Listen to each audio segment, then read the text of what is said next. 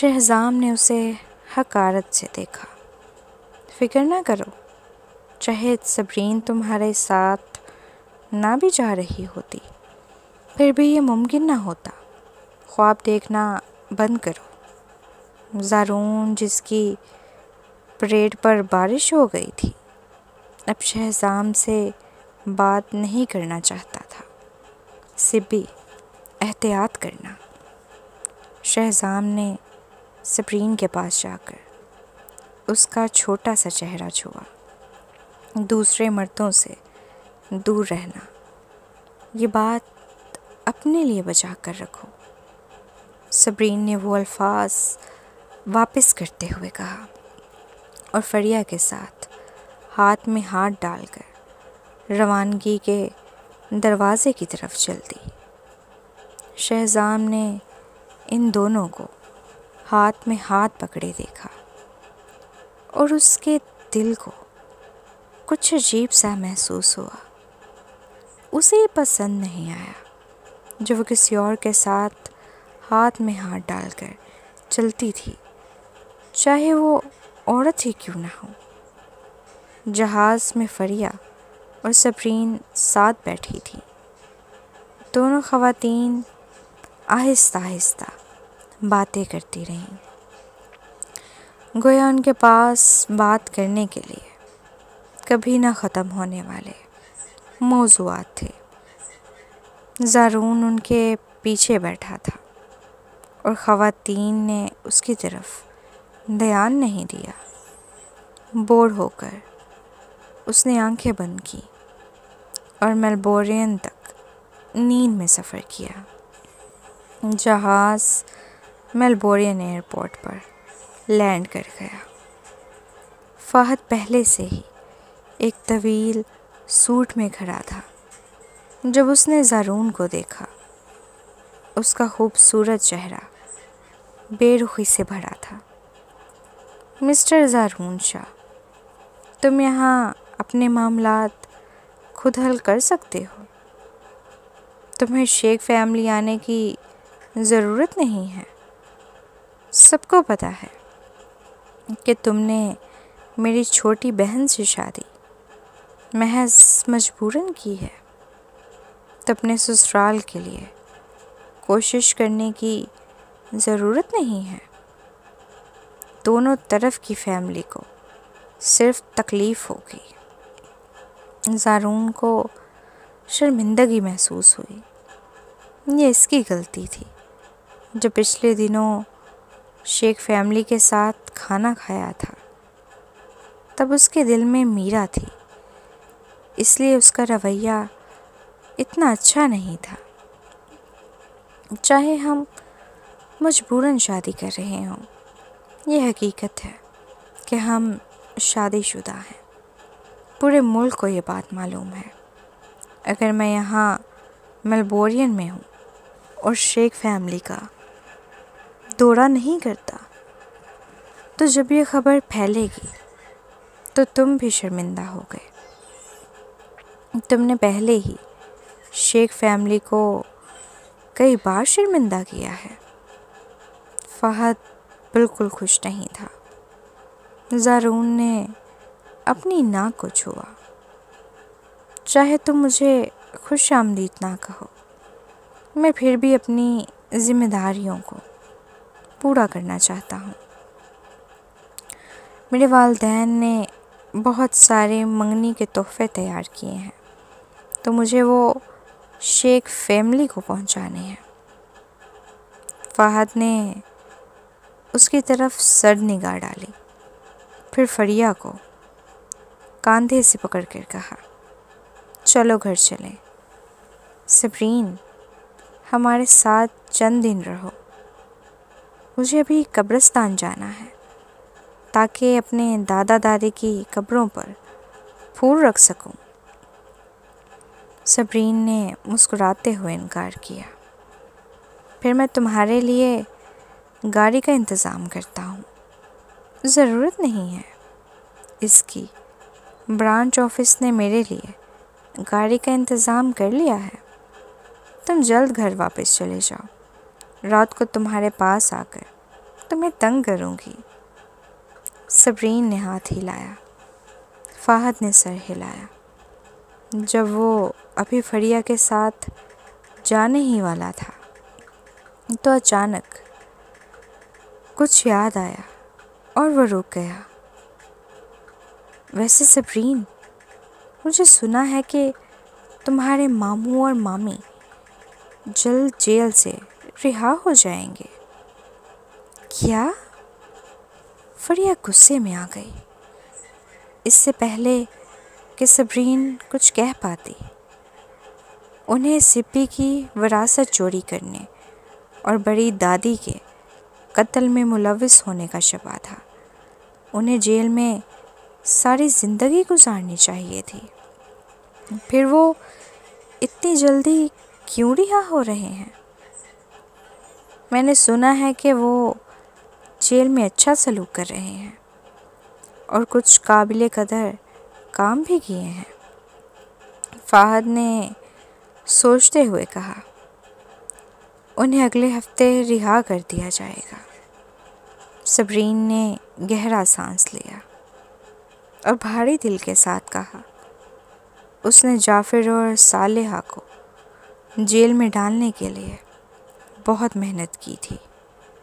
اب یہ سوچ کر حیرانی ہوئی کہ وہ 4 سال سے بھی پہلے رہائی پالیں گے۔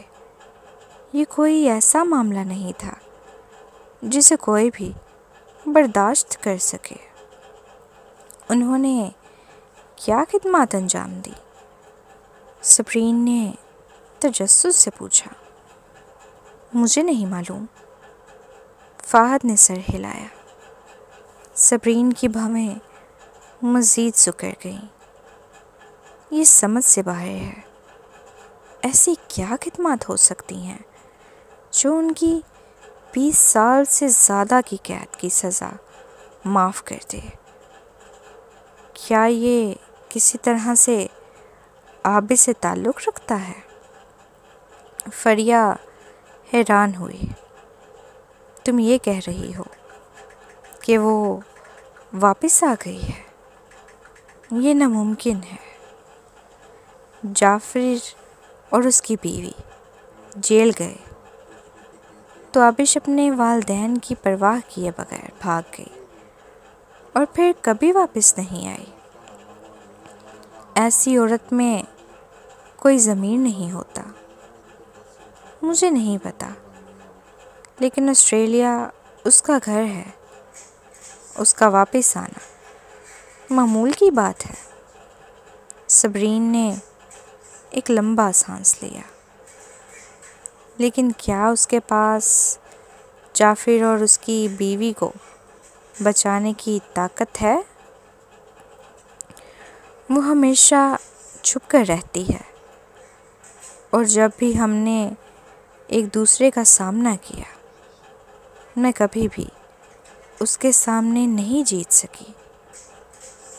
اگر وہ واقعی واپس آئی ہے تو اس نے کچھ تیاریاں ضرور کی ہوں گی۔ صبرین کی آنکھوں میں گہری تشویش دکھائی دی۔ ولید کا معاملہ ابھی تک حل نہیں ہوا تھا۔ شہزام بٹ خاندان سے لڑ رہا تھا۔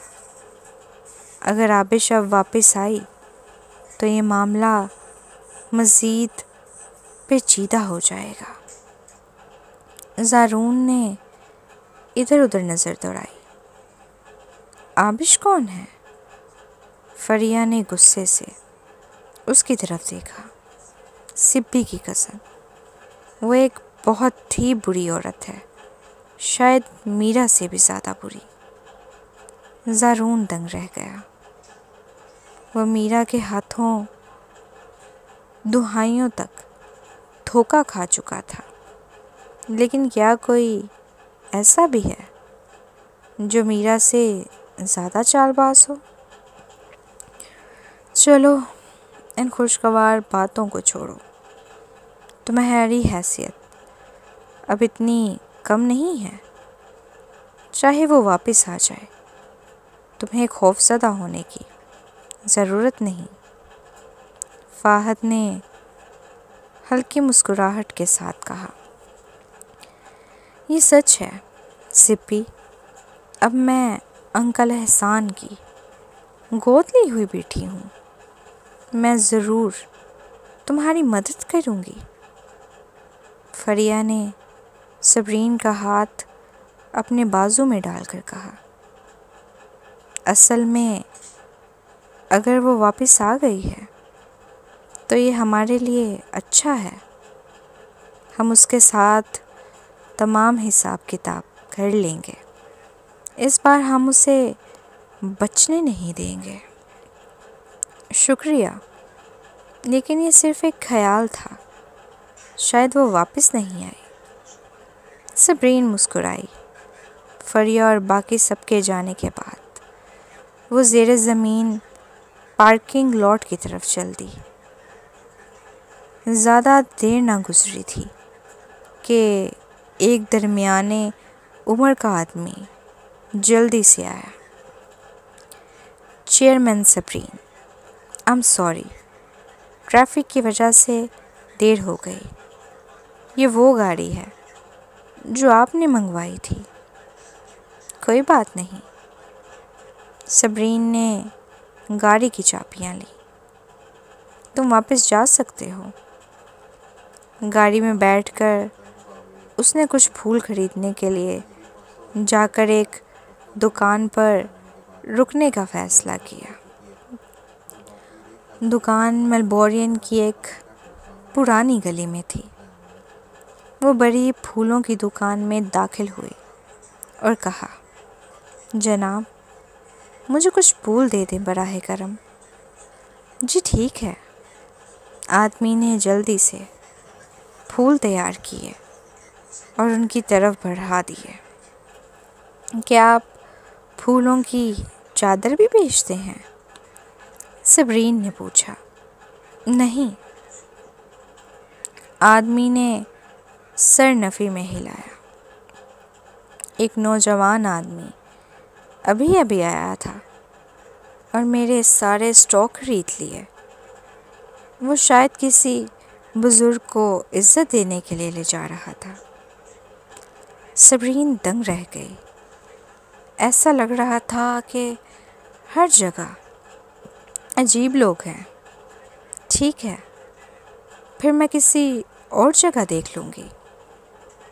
تاہم 5 دکانوں کے ارد گرد جانے کے بعد اسے معلوم ہوا کہ تمام پھولوں کی چادر اس شخص نے خریدی ہے۔ ایک دکان کے مالک نے اس سے کہا، کیوں نہ آپ گلی میں دیکھو، وہاں کچھ دکانیں ہیں۔ شاید وہ شخص ابھی وہاں نہیں گیا ہوگا۔ صبرین نے سر ہلایا۔ وہ میلبورن سے اچھی طرح واقف تھی۔ لوگ اس گلی میں کم ہی جاتے تھے۔ وہاں چند بزرگ لوگ تھے جو بوسیدہ دکانوں میں اپنا کاروبار چلا رہے تھے۔ وہ زیادہ دور نہ گئی تھی کہ اس نے ایک شخص کو دیکھا جو سیاہ ٹی شرٹ پہنے ہوئے تھا اور اس کے ارد گرد کئی بدماش کھڑے تھے۔ ارے بچے، تم کافی امیر لگتے ہو۔ میں نے دیکھا کہ تم نے اس علاقے کی ساری پھولوں کی چادر خرید لی ہے۔ تمہارے پاس بہت پیسہ ہے نا؟ بدماشوں کا سردار مسکرا کر بیس بال بیٹ کو گھماتے ہوئے بولا، گھڑی اور بٹوا ہمیں دے دو، پھر ہم تمہیں جانے دیں گے۔ یہ گھڑی مجھے میرے والد نے دی تھی۔ یہ بہت مہنگی ہے، میں تمہیں نہیں دے سکتا۔ نوجوان نے انکار کیا۔ اس کی آواز میں ایک لہجہ تھا اور اس کی ادائیگی ٹھیک نہیں تھی۔ صبرین نے اپنی بھویں اوپر اٹھائیں۔ وہ فوراً اس کی آواز سے یہ جان گئی کہ وہ شخص بہت نوجوان ہے، شاید ابھی حال ہی میں کالج سے فارغ ہوا تھا۔ وہ شاید بیرون ملک پلا بڑھا تھا، اس لیے انگریزی سے زیادہ واقف نہیں تھا۔ شاید اس کے والدین میلبورن سے تھے اور بہت عرصے سے واپس نہیں آئے تھے، اس لیے وہ اپنے آباء و اجداد کی قبروں پر جا کر ان کے لیے عزت دینے آیا تھا۔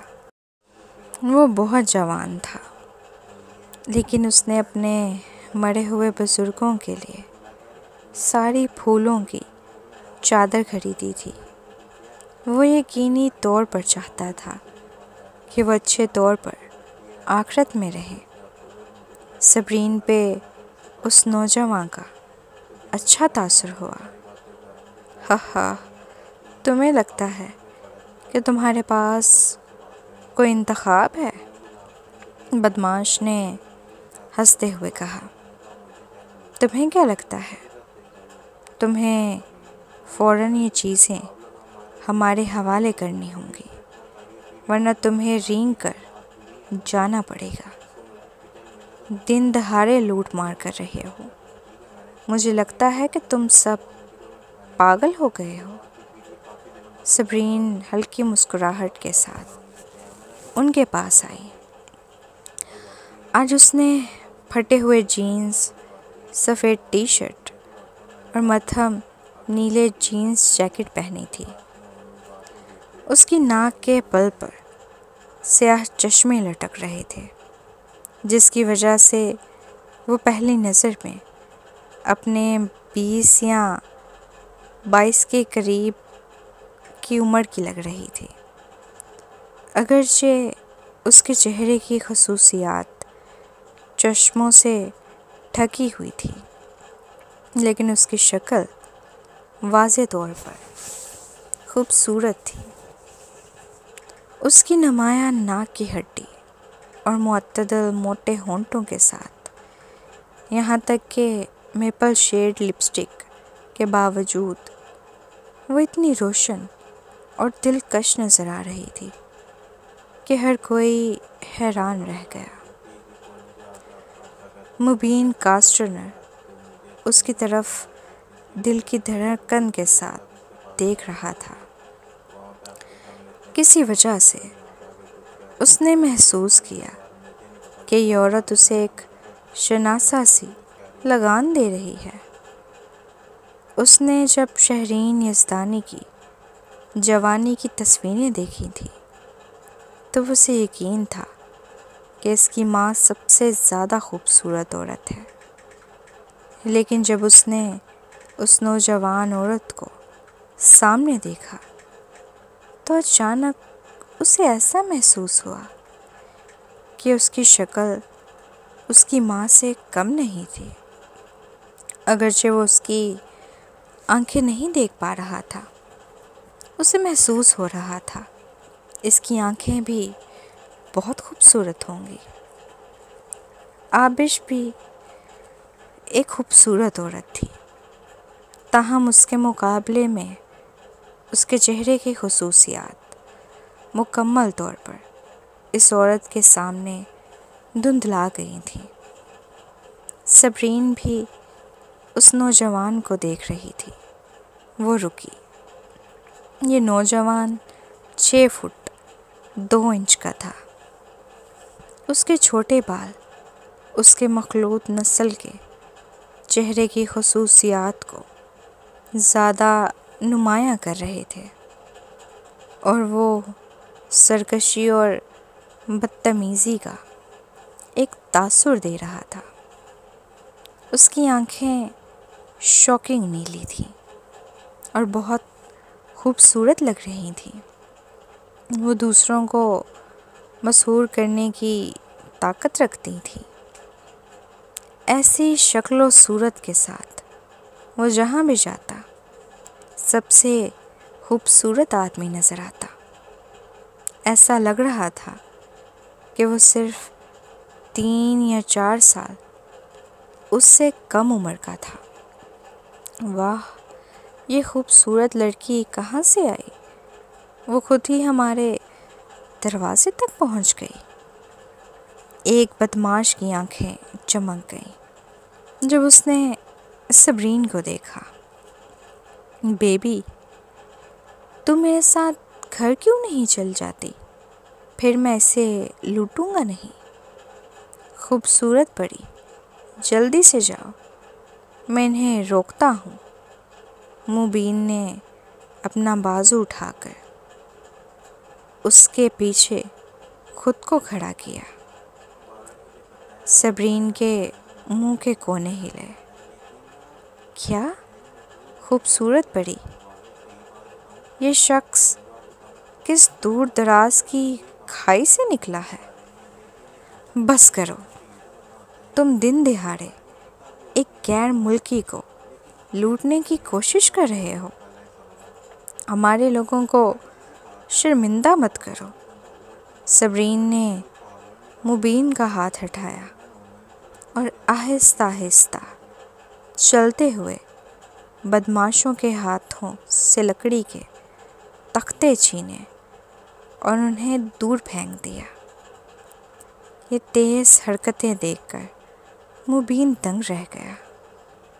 وہ پہلے ہی خوبصورت اور لمبی تھی، لیکن جب وہ لڑ رہی تھی اس میں ایک بہادری کی خوشبو تھی۔ حالانکہ وہ لڑ رہی تھی، منظر زیادہ تر ایک آرٹ کی طرح دکھ رہا تھا جسے صرف سراہا جا سکتا تھا۔ مبین کی تیز نظر سے یہ بات واضح تھی کہ اس کے ہنر محض دکھاوے کے تھے اور زیادہ مفید نہیں تھے۔ جو چیز اسے زیادہ حیران کن لگی وہ یہ تھی کہ اس عورت نے واقعی ان بدماشوں کے ہاتھ توڑ دیے تھے۔ اس کے طریقے صاف اور تیز تھے۔ تم جیسے لوگ پکڑے جانے کے بعد بھی لوٹ مار کرتے رہتے ہو۔ بہتر ہے کہ تمہارے ہاتھ توڑ کر تمہیں چند مہینے کے لیے آرام کرنے دیا جائے، پھر دیکھتے ہیں کہ تم کس طرح دوسروں کو لوٹتے ہو۔ چلے جاؤ۔ صبرین کا لہجہ ہلکا تھا، لیکن بدماشوں نے اس کے خوبصورت چہرے کو دیکھ کر خوف کے مارے فوراً اٹھ کر دوڑنا شروع کر دیا۔ شکریہ۔ مبین اس کے پاس آیا۔ اس کے سیاہ بال تھے اور نیلی آنکھوں میں چمک تھی۔ ہیروئن، مجھے بچانے کا شکریہ، ورنہ مجھے تو ضرور لوٹ لیا جاتا۔ ہیروئن؟ صبرین نے تقریباً اچھل گیا۔ لڑکے، کیا تم ابھی یہاں آئے ہو؟ مبین چونک گیا۔ یہ پہلا موقع تھا جب کسی نے اسے اس طرح پکارا تھا۔ وہ نیابے میں ہوتا تو لوگ صبرین کو خوف کے ساتھ دیکھتے۔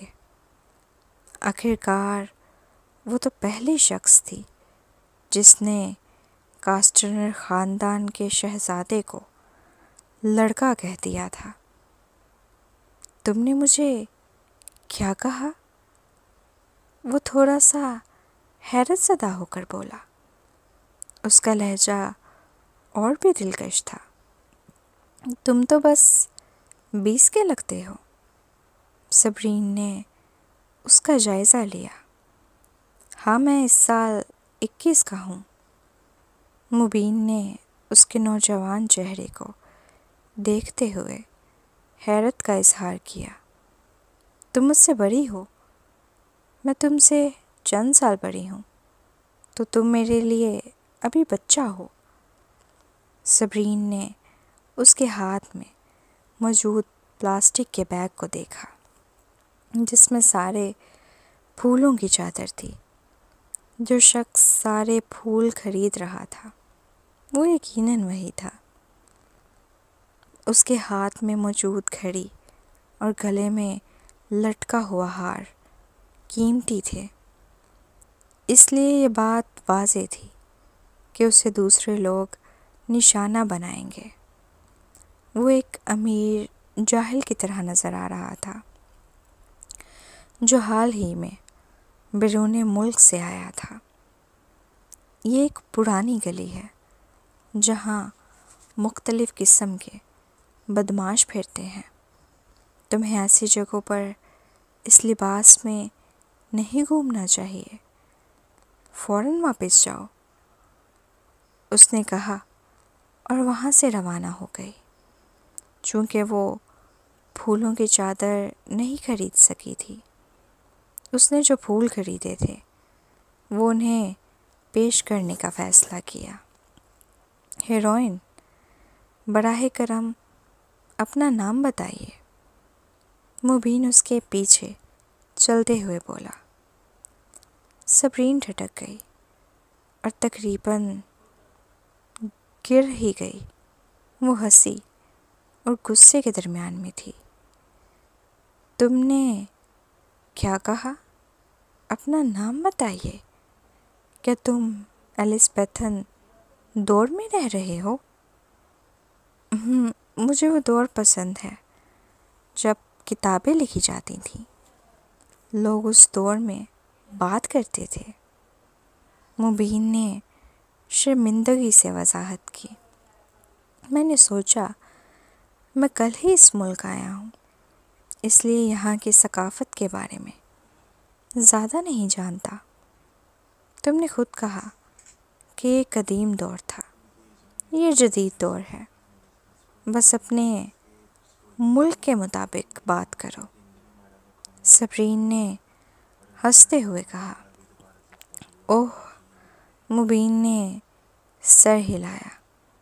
تو پھر خوبصورت خاتون، کیا میں آپ کا نام پوچھ سکتا ہوں؟ میرا نام ہیرا ایمن ہے، صبرین نے چلبلی مسکراہٹ کے ساتھ کہا اور روانہ ہو گئی۔ مبین چند لمحوں تک چپ رہا۔